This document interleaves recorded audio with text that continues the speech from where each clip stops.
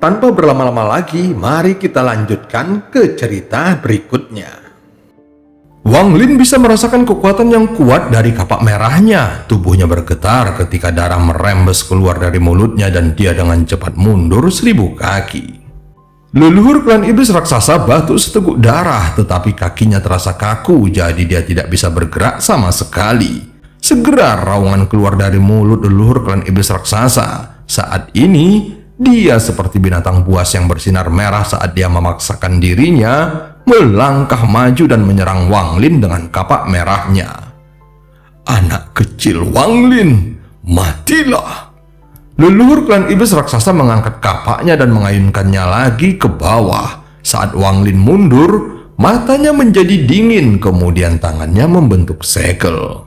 Bendera jiwa 1 miliar. Langit menjadi gelap seolah-olah semua cahaya telah berkumpul di hadapan Wang Lin. Pada akhirnya, bendera jiwa setinggi 30 kaki yang bersinar terang seperti nyala api muncul di tangannya. Tiang benderanya tingginya 30 kaki, tetapi benderanya sendiri jauh lebih besar. Itu bergerak di udara tanpa angin dan ada 12 titik ungu keemasan di dalamnya. Saat bendera itu muncul, ratapan hantu yang tak terhitung jumlahnya datang dari bumi seperti ada hantu yang mengeluarkan tangisan kebencian. Seketika untaian gas hitam datang dari tanah dan mulai menyebar ke segala arah, seolah-olah pasir hitam menutupi langit dan matahari serta bulan telah terbenam. Serangan leluhur klan iblis raksasa tiba-tiba melambat dan kapak merah di tangannya mengeluarkan suara mendengung yang keras. Mata merahnya menunjukkan kengerian dan ada tanda teror yang sangat tersembunyi. Ini adalah milik sekte pemurnian jiwa.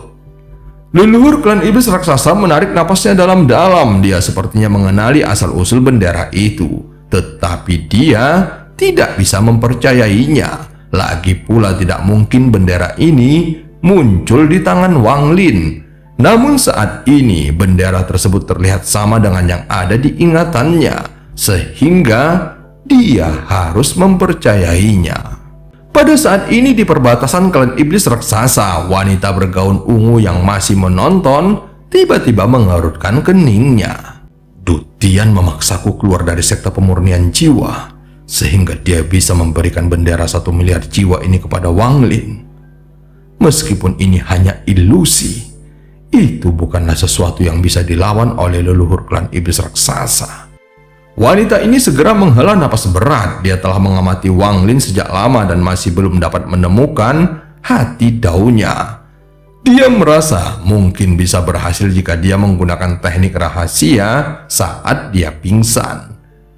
Memikirkan hal ini, dia mengambil satu langkah ke depan dan hendak pergi, ketika dia tiba-tiba berhenti dan kembali untuk melihat ke belakangnya. Saat ini seorang pria kekar berjubah ungu yang mengenakan topi jerami sedang berjalan dari arah itu. Suaranya terdengar tenang saat dia berkata, "Nyonya Liu Mei, lawanmu adalah aku."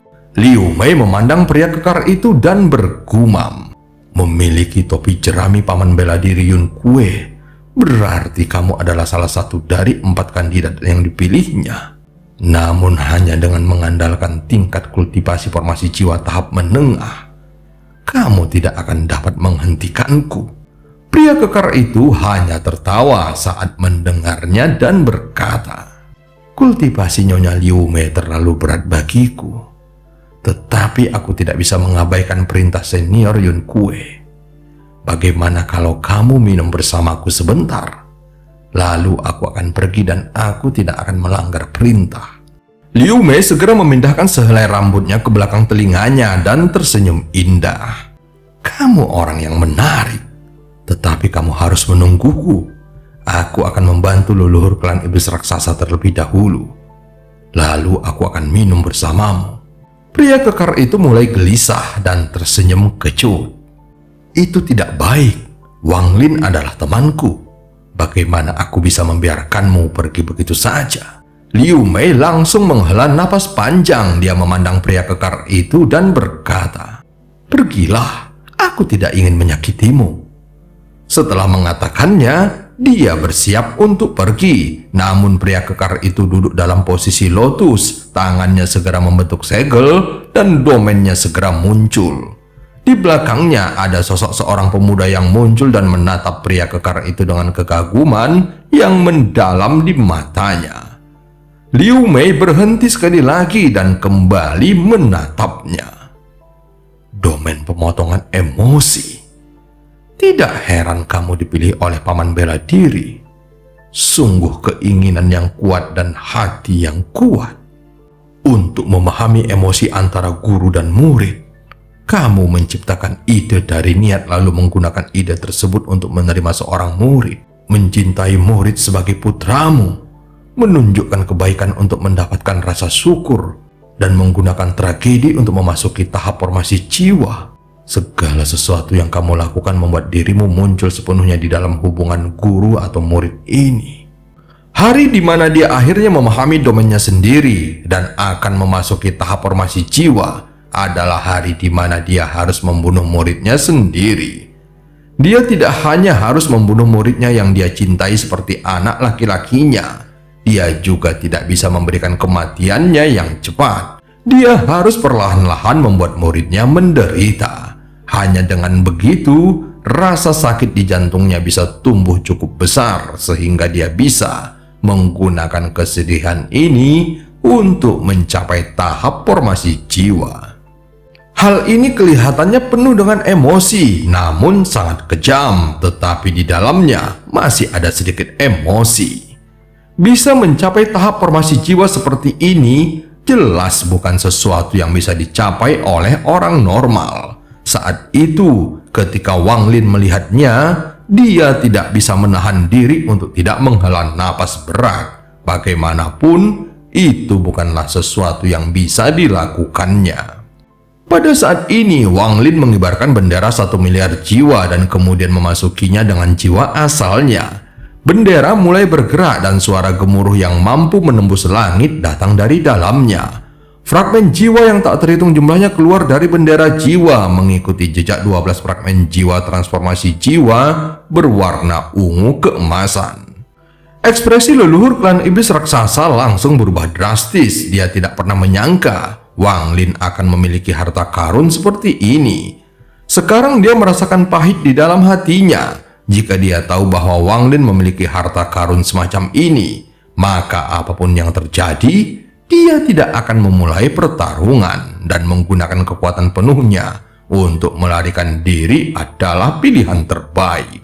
Namun sekarang setelah semuanya mencapai tahap ini, dia tidak punya pilihan selain bertarung. Jika dia mundur sekarang, maka satu-satunya jalan yang tersisa adalah kematian. Jadi sebaiknya dia berusaha sekuat tenaga. Dengan teriakan keras, dia bergegas keluar sekali lagi dengan kecepatan yang bahkan lebih cepat dari sebelumnya. Dia mengangkat kapaknya dan berteriak, "Lengan kanan leluhur pendiri, bantu aku membunuh orang ini." Saat berikutnya, ada kilatan petir merah yang menyambar di langit. Ketika melintasi langit, bumi untuk sementara tampak berwarna merah. Leluhur klan iblis raksasa adalah orang yang memegang petir, tetapi jika dibandingkan dengan tubuhnya, maka dia terlihat sangat kecil. Wang Lin melihat petir merah di depannya, matanya tetap tenang saat dia menunjuk ke depan dan berteriak, "Bendera jiwa menyala!" Segera 1 miliar fragmen jiwa muncul. Saat petir merah turun, 12 fragmen jiwa ungu keemasan juga bergegas keluar. Tangan 12 fragmen jiwa membentuk segel saat mereka bekerja sama untuk mengaktifkan mantra. Sinar cahaya keemasan menghubungkan 12 fragmen jiwa kultivator transformasi jiwa untuk membentuk jaring yang mengurung petir merah di dalamnya. Pada saat yang sama, 1 miliar fragmen jiwa di sekitar jaring tampaknya telah menerima perintah dari 12 fragmen jiwa utama. Mereka semua menyebar ke arah jaring dari segala arah, lalu mengeluarkan aura yang tampaknya bisa menghancurkan dunia. Jika dilihat dari atas, maka 12 fragmen jiwa utama tampak membentuk lingkaran dan fragmen jiwa yang tak terhitung jumlahnya berada di sekeliling lingkaran tersebut.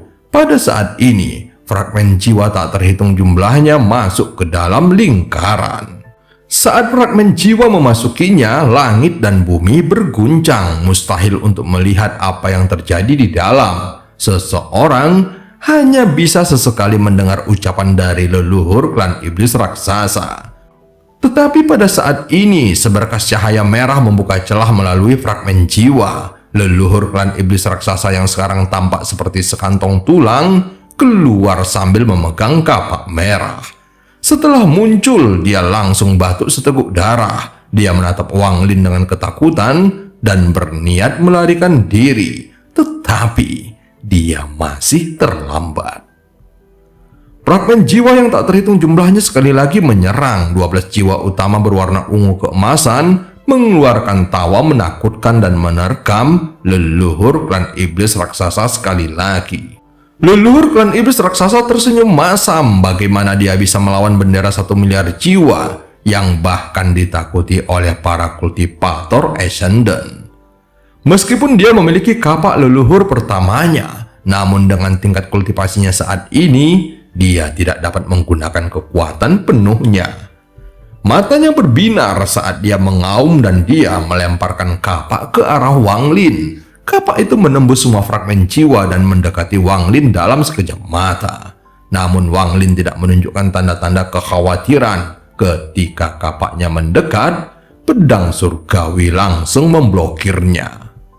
Saat ini ada lebih banyak darah yang merembes keluar dari mulut Wang Lin dan dia terpaksa mundur beberapa puluh kaki. Namun kapak itu terlempar dan mendarat di tanah.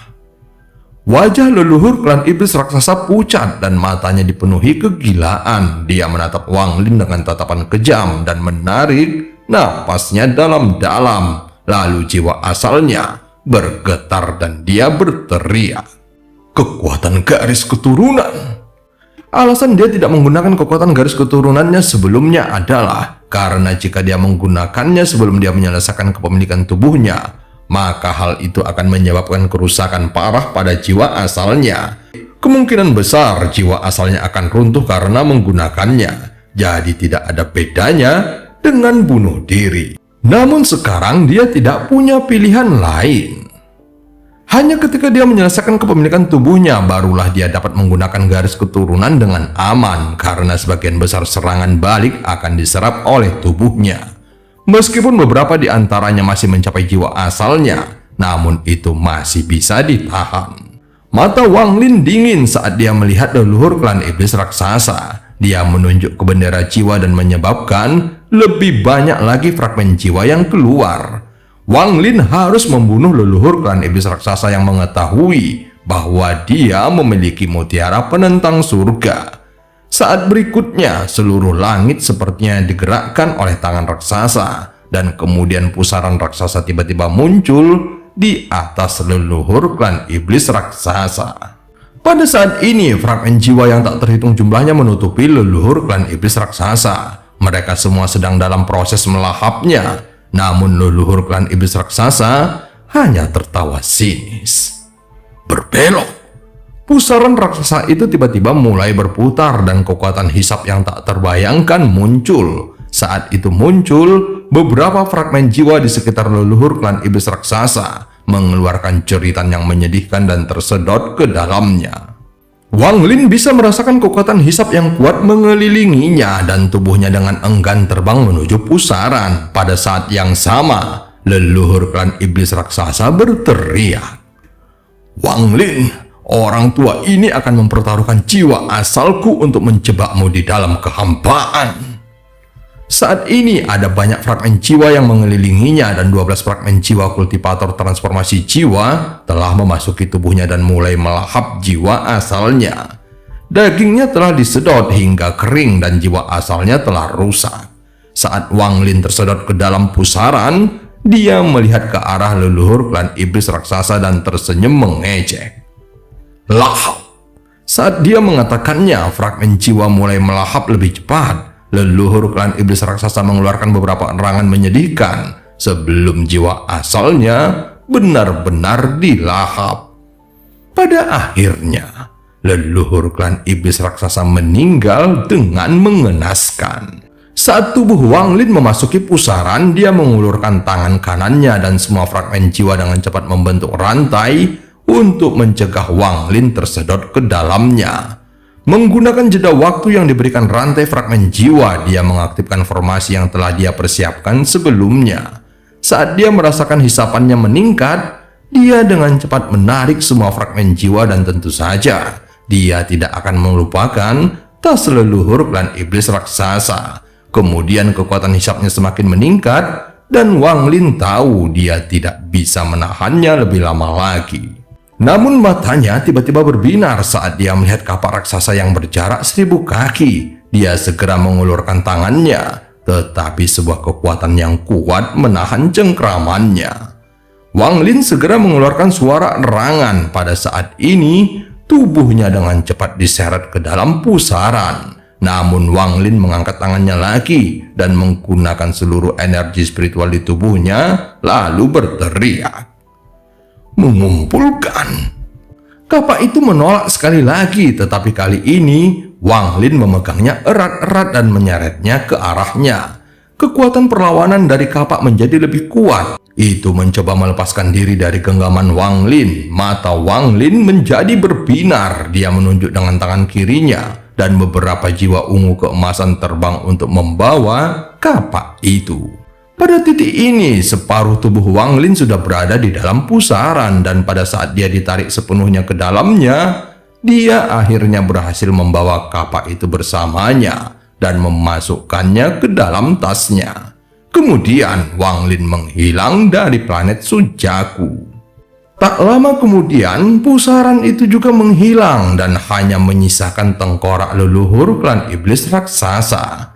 Sejak dia dipaksa keluar dari kultivasi pintu tertutupnya hingga saat dia meninggal, dia tidak mendapatkan kesempatan untuk melepaskan segel anggota klannya dan hanya bisa menyaksikan klannya jatuh dari kejayaan. Saat ini sosok Wang Lin muncul di kehampaan di luar planet Sujaku. Wajahnya tampak pucat pasi seolah-olah tidak memiliki darah. Kekuatan garis keturunan yang sangat kuat. Jika leluhur klan iblis raksasa telah mencapai tahap pertengahan atau akhir transformasi jiwa, formasi yang diberikan leluhur Lutian kepadaku tidak akan berguna sama sekali. Wang Lin merenung sejenak sebelum menampar tas penyimpanannya untuk mengeluarkan kompas bintang. Dia segera mengendalikan kompas bintang untuk terbang menuju planet Sujaku. Li Yuanfeng dan leluhur klan iblis raksasa telah mati. Berita tentang hal ini akan segera menyebar di seluruh planet Sujaku. Saat ini hal yang paling penting adalah membantu Wan Er melewati kedatangan kedua utusan surga. Mata Wang Lin bersinar terang dan kompas bintangnya terbang lebih cepat. Setengah bulan kemudian, planet Sujaku muncul di pandangannya. Dari sini, planet Sujaku memang terlihat sangat kecil. Di sebelahnya, ada planet yang lebih kecil. Disinilah Wang Lin secara tidak sengaja dipindahkan saat perjalanan kembali dari alam surgawi. Saat ini Wang Lin merenung sebentar lalu mengarahkan kompas bintang menuju planet kecil itu. Setelah dia memasuki atmosfernya, dia melihat pegunungan di bawahnya lalu terbang dan menyimpan kompas bintangnya. Dia segera menghilang dan ketika muncul kembali, dia sudah berada 5000 km jauhnya. Energi spiritual di sini jauh lebih lemah dibandingkan di planet Sujaku. Itu juga sangat tidak murni, sehingga tidak cocok untuk diserap oleh para kultivator. Wang Lin terus bergerak seolah-olah dia sangat akrab dengan lingkungan sekitar. Setelah sehari, dia tiba di depan sebuah gunung yang tinggi. Dengan pemindaian kekuatan jiwanya, dia menemukan susunan transfer di puncak gunung. Formasinya masih ada di sini. Wang Lin berdiri di depan barisan transfer kuno. Dia melihatnya dan mulai merenung. Dulu ketika dia diteleportasi ke sini dari alam surgawi, dia muncul di sini. Dan susunan transfer inilah yang mengirimnya pulang. Aku mungkin akan menghabiskan beberapa tahun di sini untuk berkultivasi dan kemudian kembali ke Sujaku diam-diam. Setelah bergumam pada dirinya sendiri, Wang Lin duduk bersila dan avatar serta tubuh aslinya berpisah. Kemudian tubuh aslinya tenggelam ke dalam tanah. Planet ini hanya berukuran 1/10 dari planet Sujaku. Jadi dengan tubuh dewa kuno bintang 3, tubuh aslinya dapat menahan tekanan di pusatnya. Dia duduk di tengah magma dan mulai berkultivasi.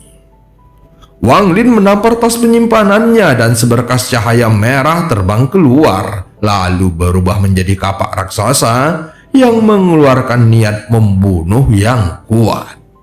Wang Lin merenung sebentar sebelum mencoba menggunakan kekuatan jiwanya untuk meninggalkan tanda di atasnya. Namun kekuatan dahsyat yang berada di dalam kapak memblokir kekuatan jiwanya. Menarik. Mata Wang Lin berbinar saat tangannya membentuk segel dan jiwa asalnya meninggalkan tubuhnya. Dia melihat kapak merah lalu menghisapnya. Kapak merah bergetar sebelum berubah menjadi sinar merah dan ditelan oleh jiwa asal Wang Lin. Sekarang ada 2 item di dalam jiwa asal Wang Lin, yaitu bendera 1 miliar jiwa dan kapak merah. Setelah menyelesaikannya, jiwa asalnya kembali ke tubuhnya lagi. Pasti ada jiwa di dalam kapak merah itu. Aku tidak akan memaksakannya, tetapi aku akan menekannya dengan bendera 1 miliar jiwa dan menyempurnakannya dengan jiwa asalku. Aku ingin melihat berapa lama jiwa kapak itu bisa bertahan. Wang Lin mencibir sambil mengeluarkan tas penyimpanan leluhur klan iblis raksasa.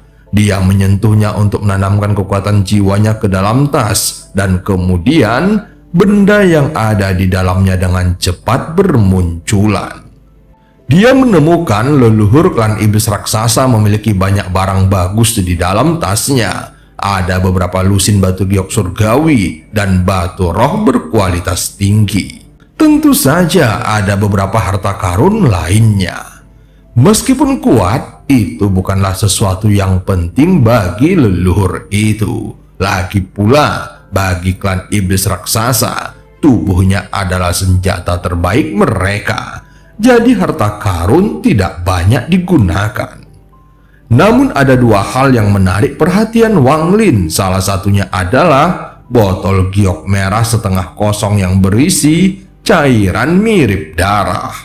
Wang Lin mencium cairan itu dan memastikan bahwa itu memang darah. Ketika dia melihat darah itu, dia merasa pernah melihatnya sebelumnya. Wang Lin merenung sambil memegang botol itu dan tiba-tiba mengingatnya. Saat membunuh Teng Wan, dia menemukan botol yang sama. Darah ini mengandung sedikit garis keturunan para dewa kuno. Saat itu aku menggunakannya untuk mengaktifkan kemampuan dewa kunoku. Meskipun tubuh asliku menjadi dewa kuno karena taktik dewa kuno, namun itu sepenuhnya didasarkan pada pemikiranku sendiri. Saat itu aku hanya memperoleh warisan pengetahuan dan bukan kekuatan.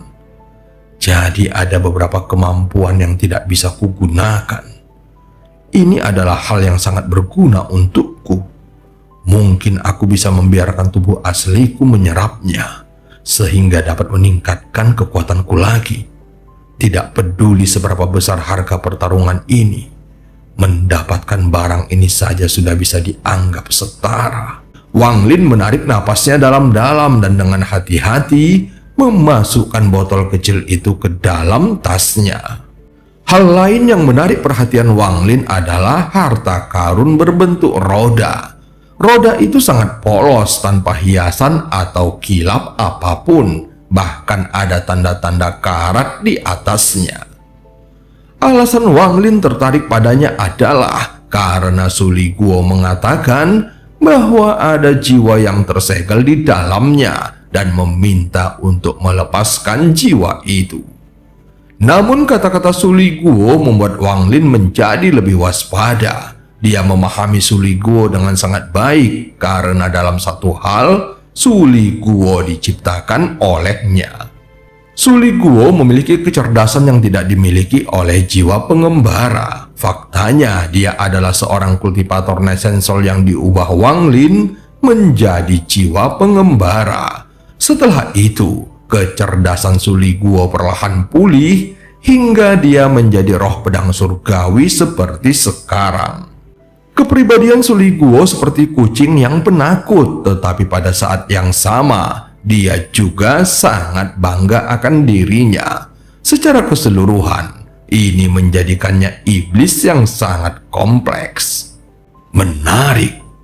Setelah merenungkan sejenak, dia bisa menebak apa yang sebenarnya terjadi. Dia menduga leluhur klan iblis raksasa menggunakan jiwa di dalam roda untuk memikat Suli Guo. Inilah mengapa Suli Guo masih berakting bahkan setelah kembali kepadanya. Setelah melihat ke arah roda sebentar, dia mengeluarkan pedang surgawi. Saat pedang surgawi itu muncul, Suli Guo juga muncul. Dia langsung tertawa sambil menatap roda dengan mata bersinar. "Tuan, ini adalah roda harta karun. Ada jiwa di dalamnya. Cepat lepaskan dia." Wang Lin dengan tenang bertanya dan meliriknya dengan dalam. "Bagaimana kamu mengetahui tentang jiwa di dalam roda harta karun ini?" "Leluhur klan iblis raksasa menemukan." Tuan, cepat lepaskan dia." Ekspresi Suli Guo langsung berubah dan menjadi sangat cemas. Wang Lin memandang Suli Guo lagi dan terus bertanya, "Tingkatan apa yang dimiliki oleh jiwa ini?" Kecemasan Suli Guo menjadi semakin kuat. Dia menjadi sangat tidak sabar dan dengan buru-buru berkata, "Tidak ada tingkat yang inovatif. Itu hanya sebuah fragmen jiwa.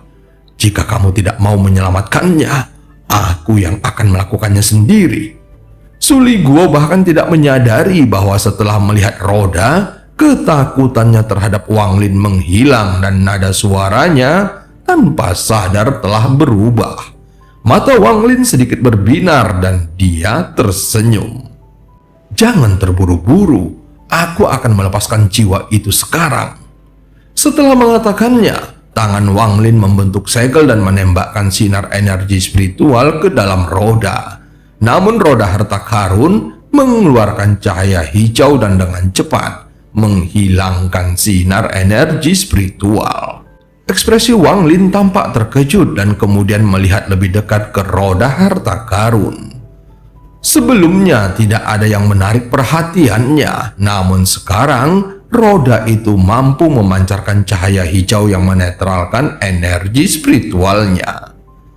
Saat cahaya hijau menyala, Wang Lin tidak merasakan energi spiritual dari roda. Dia merenung sejenak sebelum mengirimkan sinar energi spiritual lainnya. Kemudian simbol aneh seukuran kuku ibu jari dengan cepat muncul lalu menghilang.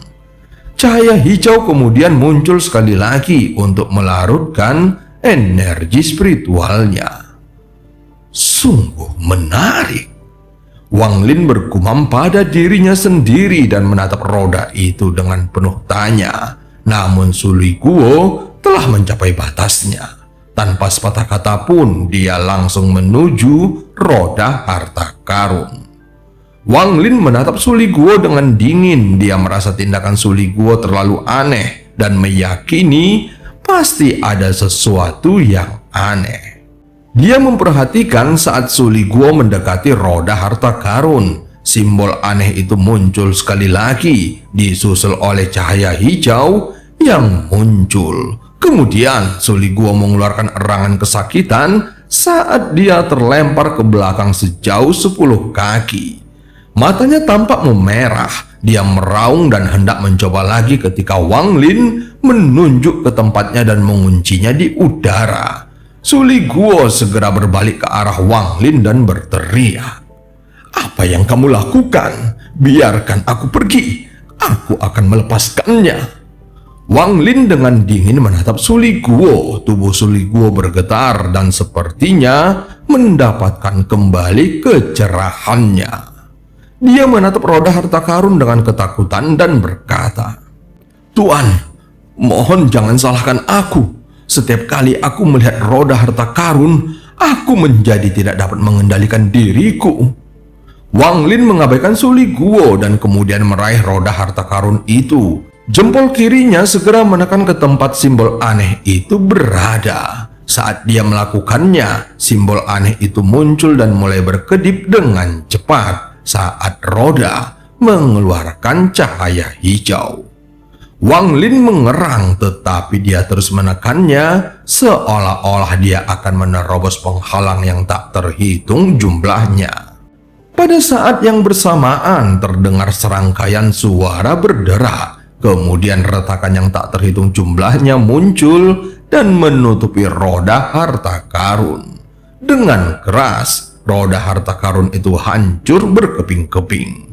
Dalam sekejap, cahaya merah yang menyilaukan keluar dari roda yang hancur. Seketika, terdengar tawa renyah yang dipenuhi dengan kekuatan iblis dan cukup untuk menggetarkan hati siapapun yang mendengarnya.